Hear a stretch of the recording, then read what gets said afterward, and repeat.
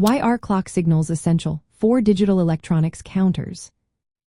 Imagine trying to keep track of time or count events without a steady beat.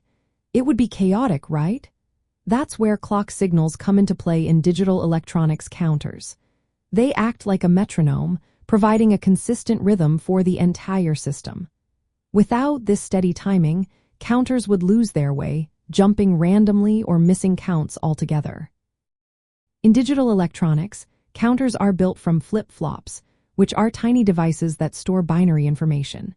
These flip-flops only change their output state when they receive a specific signal called a clock pulse. Think of the clock as a conductor in an orchestra, telling all the flip-flops when to change notes. This edge-triggered behavior, meaning they respond only at the rising or falling edge of the clock pulse, makes counting reliable and accurate. The main reason clock signals are so important is synchronization. They ensure all flip-flops in a counter change states at the same time, keeping the count correct. If they didn't share a common clock, some flip-flops might change before others, causing errors or miscounts. This is especially true in synchronous counters, where everything updates together, thanks to the clock. Another key role is timing control. The clock sets how fast the counter counts. For example, in a digital clock or timer, the clock determines how quickly seconds or minutes tick by. If the clock pulses are too fast or too slow, the timing of the entire system gets thrown off. Clock signals also help avoid propagation delays. In asynchronous counters, flip-flops change one after another, causing ripple effects that slow down the counting process.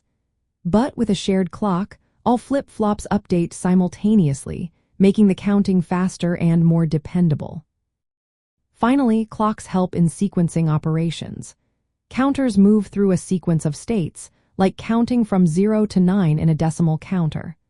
The clock pulses guide this sequence, making sure each step happens in order.